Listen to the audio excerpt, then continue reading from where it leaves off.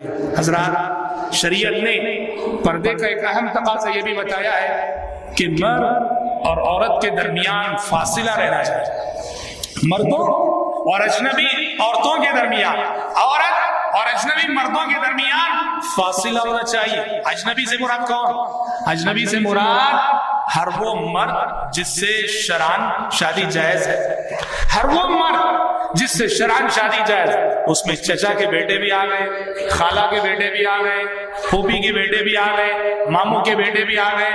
ایک عورت کو چاہیے ان سب سے جو ایک فاصلہ مینٹین کرے۔ فاصلہ مینٹین کرنے کا مطلب کیا ہے؟ دیکھو، شریعت نے کہا کہ لا يخلون رجل بامرأة ليس معها بمحرم منها، کہا کہ خلوت نہ ہو۔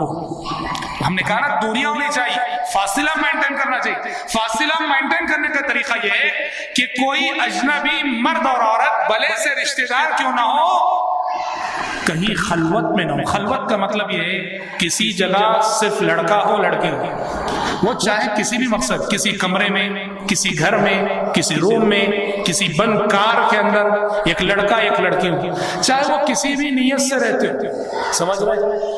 کتنی اچھی نیت کیوں نہ ہو، پڑھنے پڑھانے کی نیت کیوں نہ ہو، دعوت و تبلیغ کی نیت کیوں نہ ہو، سمجھنے سمجھانے کی نیت کیوں نہ ہو، نیت کو بدلنے میں دیر نہیں لگتی۔ سمجھ رہے ہیں کہ نہیں؟ نیت کو بدلنے میں کچھ زیادہ دیر نہیں لگتی۔ اسی لیے شریعت نے کہا کہ کوئی اجنبی مرد کسی اجنبی عورت کے ساتھ ہرگز تنہائی میں نہ رہے۔ اس لیے کہ کہا جہاں کہیں تنہائی میں کوئی مرد اور عورت ہوتے ہیں، ان کا تیسرا ساتھی شیطان ہوتا ہے، ان کا تیسرا ساتھی شیطان ہوتا ہے۔ یہ فاصلہ مینٹین کرنا آج ہمارے معاشرے میں جو جاہلی مناظر دیکھنے کو ملتے ہیں، نعوذ باللہ، چچا زاد بھائی بہن کمرے میں ایک ساتھ بیٹھے ہوئے ہنسی مذاق کر رہے ہیں، چچا زاد بھائی بہن، پھوپھی زاد بھائی، پھوپھی زاد ماموں زاد بھائی بہنیں ایک دسترخوان پہ بیٹھ کے کھاتے ہیں، ہنسی مذاق ہو رہی ہے، چھیڑ چھاڑ ہو رہی ہے، نعوذ باللہ۔ نو، یہ اخلاق سے، شرم و حیا سے گری ہوئی حرکتیں۔ ہم مانتے ہیں ہندوستانی سماج میں یا پردے کا تصور نہیں ہے، لیکن نہیں ہونے کا مطلب یہ نہیں کہ ہم اس کو پوری طرح سے نظر انداز کر دیں۔ دیندار گھرانوں میں شروع کرنا چاہیے۔ شریعت کا حکم ہے کہ رشتہ داروں، اور سب سے زیادہ خطرہ رشتہ داروں ہی سے ہوتا ہے، سب سے زیادہ خطرہ رشتہ داروں ہی سے ہوتا ہے۔ اسی لیے گھر کا جو ذمہ دار ہوتا ہے، سرپرست ہوتا ہے، باپ ہوتا ہے، بڑا بھائی ہوتا ہے، ان کی ذمہ داری بنتی ہے کہ نظر رکھے کہ میرے گھر میرے جو رشتہ دار آ رہے ہیں، نوجوان لڑکے، ان کا رویہ کیسا ہے گھر کی لڑکیوں کے ساتھ، پردہ ہو رہا ہے کہ نہیں، چھیڑ چھاڑ ہو رہی ہے، ہنسی مذاق ہو رہی ہے۔ ایاکم الدخول علی النساء۔ فاصلہ مینٹین کرنے کا دوسرا طریقہ اختلاط نہ ہونے پائے۔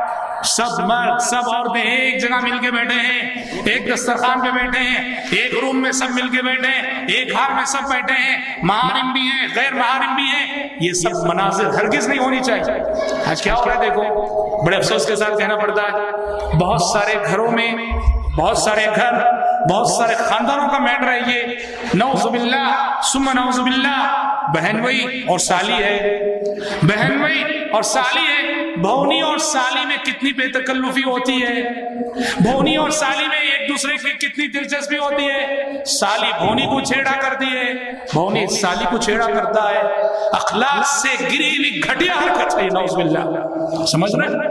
ہنسی مذاق کرنا، جبکہ بہت ہی حساس اور نازک رشتہ ہے سالی اور بھونی کا۔ کوئی حق نہیں پہنچتا کسی بھونی کو کہ وہ سالی کو دیکھے، اور کسی سالی کو حق نہیں پہنچتا کہ وہ بھونی کو کے ساتھ مذاق کرے۔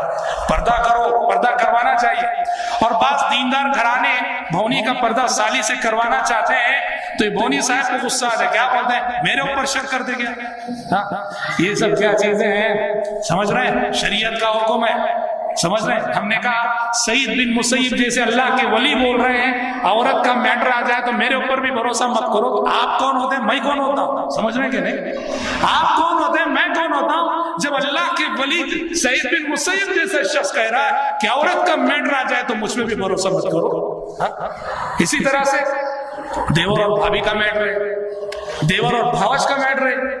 ہمارے گھرانوں میں نعوذ باللہ جو جوائنٹ فیملی سسٹم ہے، اس کی جو خرابیاں، اس کی خرابیوں میں سے देवर अपनी भाभी के साथ मजाक करता है, छेड़छाड़, हंसी मजाक, खिलवाड़, समझ रहे, जेठ अपनी भावज के साथ मजाक करता है, समझ, इतना फ्री होके बात करते हैं जैसे भाई बहन हो। ये सब मेरे मोहतरम भाइयों अखलाक और शर्म और हया से गिरी हुई हरकतें। इसीलिए मैं जानता हूं हमारे बहुत सारे नौजवान हैं जो जिनके घरों में ये माहौल है, बहुत दुखी रहते हैं और वो चाहते हैं कि इस्लामी कल्चर लौट आए पर्दे का। उनको क्या करना चाहिए? अपने घर वालों को समझाना चाहिए, सारे घर वालों को बुला के इज्तिमा रखना चाहिए, इज्तिमा में ये मैटर समझा के अपने खानदानों में, अपने घरानों में पर्दे का आगाज करना चाहिए। सब्सक्राइब कीजिए हमारे चैनल और दबाइए बेल का आइकन ताकि आपको रेगुलर नोटिफिकेशन अपडेट्स मिल सके।